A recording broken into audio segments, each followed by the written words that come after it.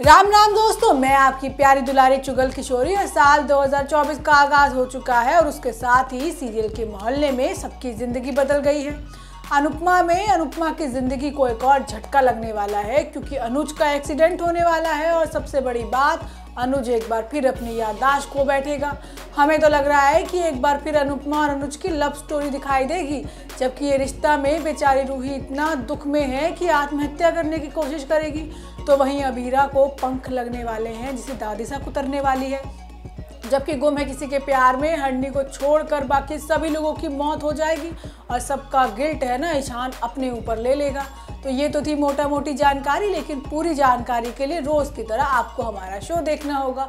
तो चलिए पहले अमेरिका चलते हैं और जानते हैं कि आज अनुपमा क्या कर रही है। अनुपमा ने भले ही अनुज को छोड़ दिया है लेकिन शादी नहीं तोड़ी। अब तो अनुपमा के सुहाग पर बात आने वाली है क्योंकि अनुज का होगा एक्सीडेंट। अब ये एक्सीडेंट ही नया ट्विस्ट लेकर आने वाला है क्योंकि अनुज की हो जाएगी याददाश्त गुल, लेकिन याद रहेगी सिर्फ अनुपमा। यानी अपना 26 साल पुराना प्यार, मतलब घूम फिर कर एक बार फिर आपको कहानी देखने को मिलेगी उसी मोड़ पर जहां पर अनुज और अनुपमा की लव स्टोरी शुरू हुई थी। कहाँ छोटी दोनों को दूर करने का सोचेगी, लेकिन ये एक्सीडेंट नया ही मोड़ लेकर आएगा। आज होता ये है कि यशपाल की मां की वजह से अनुपमा को दोबारा नौकरी मिल गई है। अब अनुपमा नहीं चाहती कि वो दोबारा ऐसी कोई गलती करे, लेकिन उसे रह रहकर छोटी की याद सता रही है। सोते उठते बैठते खाते सिर्फ उसे छोटी ही दिख रही है। अब आद्या से भी वो अनुपमा को अलग लगाव महसूस हो रहा है, लेकिन ऐसा क्यों वो समझ नहीं पा रही है। वहीं दूसरी तरफ आद्या बार बार जोशी बहन का नाम सुनकर फट जाती है। वो श्रुति और अनुज से कहती है कि वो जोशी बहन से दूर रहें और बताती है कि ये औरत बहुत मीठी है और मीठे लोग बहुत जहरीले होते हैं। अब छोटी के मुंह से ऐसी बात सुनकर अनुज उसे डांट देता है, लेकिन है तो बेचारा बाप, वो समझ नहीं पा रहा है कि छोटी को आखिर क्या हुआ है। अब श्रुति को डर लग रहा है कि वो ना तो आद्या को समझ पा रही है और ना ही अनुज को। उसे डर लग रहा है कि कहीं अनुज उसे आद्या के चक्कर में छोड़ ना दे। अब वो अपना दुख अनुपमा के साथ बांटती है, जहां अनुपमा उसे समझाती है कि वे बच्चे इस उम्र में ऐसा करते हैं, लेकिन श्रुति को नहीं पता कि जो वो झेलने वाली है वो बेचारी अनुपमा झेल कर यहाँ तक पहुँची है। वहीं दूसरी तरफ वनराज अपना खुद का घर बेचना चाहता है क्योंकि किसी बिल्डर ने उसे ऑफर दिया है। अब वनराज बा को तो मना लेता है, लेकिन बा तो राजी हो गई है। अब बापूजी क्या कहेंगे ये तो आपको आगे आने वाले एपिसोड में पता चलेगा, लेकिन बापूजी ने भाई ये घर बनवाया है मेहनत से और हमको नहीं लगता कि वो घर को बेचेंगे।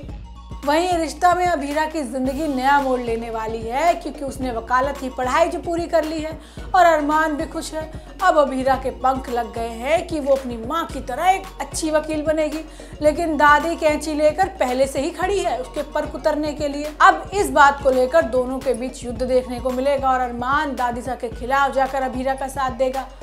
आज होता ये है कि दादिसा को छोड़कर ये बात सब समझ गए हैं कि भाई रोहित मर गया है और रूही विधवा हो गई है। अब रूही की उम्र ही कितनी है और मनीष और बाकी सभी लोग रात में ही रूही को वापस ले जाने के लिए पहुंच जाते हैं, लेकिन दादिसा ऐसा करने से मना कर देती है और कहती है कि रोहित वापस लौटकर ज़रूर आएगा और ऐसे में वो रूही को यहाँ से कहीं नहीं जाने देगी।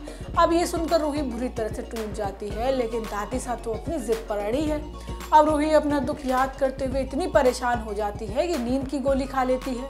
अब रूही की हालत हो जाती है खराब और अरमान जाता है घबरा। अबीरा भी रूही को देखकर परेशान हो जाती है और उसे सोने नहीं देती। अब रूही की ऐसी हालत देखकर दादिसा परेशान हो जाती है और मीनाक्षी से कहती है कि वो इस चीज़ के बारे में घर वालों को ना बताए, क्योंकि अगर ये बात मनीष तक पहुंची तो फिर दोबारा मनीष रूही को लेने आ जाएगा। आगे सीरियल में दिखाया जाएगा कि अबीरा का वकील बनने का सपना पूरा हो जाता है और वो अपना पेपर क्लियर कर लिए है, लेकिन इस सपने पर पानी फेरने का काम तो दादिसा कर देगी क्योंकि पोदार परिवार में लड़कियों का घर से बाहर निकलकर काम करना मना है और अबीरा तो घर की बहू है और दादिसा के लिए तो वो कंकड़ है। अब अबीरा को अलग से ही युद्ध दादिसा से लड़ना पड़ेगा। वहीं गुम है किसी के प्यार में सभी शादी से पहले ही हत्यारन बनने वाली है। अब सभी के पास ऑप्शन है गोली चलाने के दो, पहला समृद्ध तो दूसरा ईशान। अब ईशान इसलिए क्योंकि उसकी वजह से ही ये सब हुआ। अब सभी को कुछ पता नहीं है, लेकिन जब उसे पता चलेगा वो ईशान को ही जेल भिजवा देगी। आज होता ये है कि बम ब्लास्ट में सभी का पूरा परिवार मारा जाता है। सही परिवार के लोगों को लेकर अस्पताल पहुंचती है, जहां सभी लाख कोशिशों के बाद भी किसी को नहीं बचा पाएगी। लेकिन सभी अस्पताल में अपने परिवार की रिपोर्ट आने का इंतजार जरूर करेगी। अब सभी को पता चलेगा कि हरणी के अलावा बाकी सबकी मौत हो गई है। अब ये बात जानकर सभी के पैरों तले जमीन खिसक जाएगी। सभी ईशान को सारी बातें बताएगी। ऐसे में ईशान भी सभी को सच बताने का फैसला करेगा। अब ईशान बताएगा कि किस तरह से पुलिस के आने में देर होने की वजह से उसने खुद समृद्ध के साथ झगड़ा कर लिया। ईशान सभी को बम ब्लास्ट की सारी कहानी बताएगा। अब सच जानकर सभी चौंक जाएगी और दावा करेगी कि आजोबा के जाने के बाद वो अनाथ हो गई है।